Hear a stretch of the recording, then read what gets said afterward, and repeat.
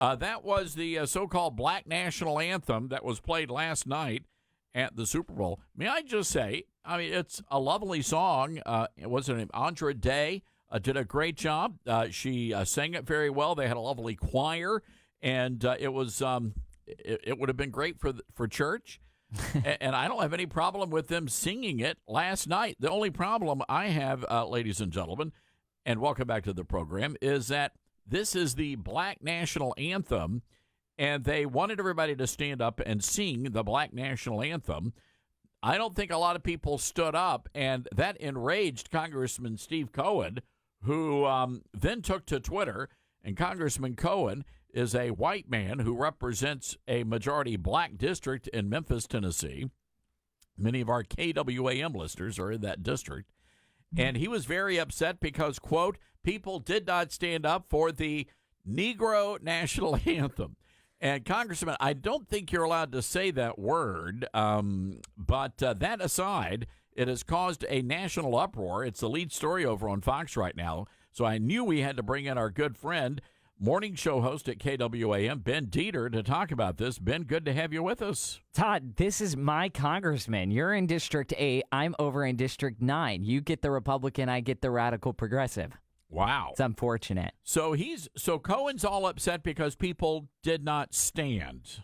That is correct. And that's what he was upset and outraged about, and why his tweet has now been viewed over 2.2 million times by 2.2 million people, because he had an issue with the Super Bowl. And he said it wasn't a pretty picture to see so many people sitting down while that, I can't even say that, the Black National Anthem was playing. So that's why he was upset. Are people like agreeing with him? Are they where do the people stand? The folks. Where do the folks stand?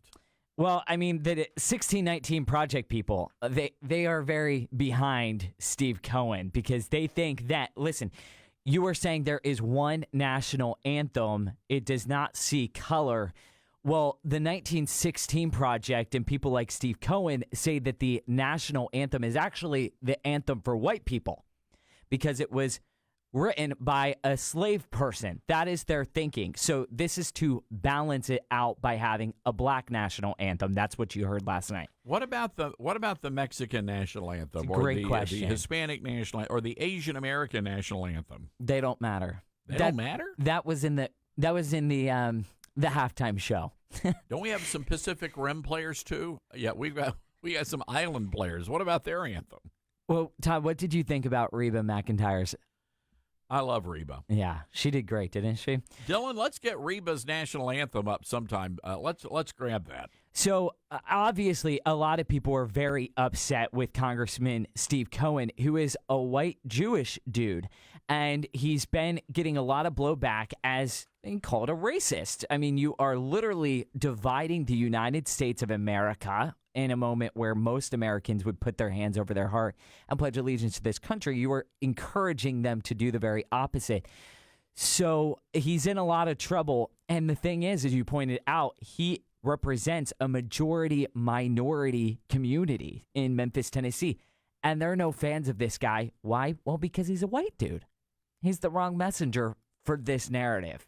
Well, it seems to me, and he said that a lot of blacks in Memphis, he said most people in Memphis stand for both anthems. And I'm curious, is that true, KWAM listeners across the Mid-South, WTJS listeners in Western Tennessee, is it true that most of you people out there stand for both national anthems? 901-260-5926 is our number. That's 901-260-5926. You know, it seems to me, Ben, that this is really meant to divide more than anything else. I mean, this is the anthem of the Black Lives Matter movement. That's what it is. I just would love to see if the roles were reversed, if there was a white national anthem. But for these radical progressives, Todd, the national anthem, the "Oh, Say, Can You See" by the Dawn's Early Light, yeah, the one you wrote a whole book on, to them, that is white nationalism. And that is why they feel like they need to have this Andrew Day O'Connor, now different person, singing this national anthem last night. Sandra Day O'Connor. She's the Supreme Court justice. I've never heard of the woman. She had a terrible falsetto, but not Sandra Day. I thought it was all right. I mean, she did better than Alicia Keys did. That's true. But even the halftime show, I went into this whole Super Bowl wanting to, and by the way, kudos to Memphis International Airport because they had the Super Bowl playing on every single monitor. So many people didn't even make it to luggage to get the luggage. We were all watching the game there at the airport, and so anyway, you were disappointed. Yeah, and the halftime show. The halftime show. It was the roller skates that didn't do it for you. I wanted it to work, but I'm just like, huh.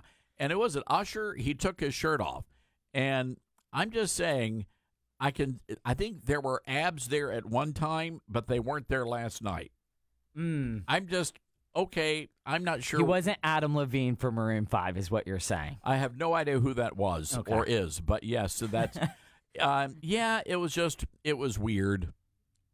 I guess it was okay. Maybe you just had to be there. Yeah. Have you ever covered a Super Bowl in your years of news? No. Shockingly, that is the one thing I haven't covered. Wow. Been to the Daytona 500, and I got to tell you, Daytona 500, I was in the what do they call it? It's the infield where they have all the inside track. The inside track where they have all the RVs.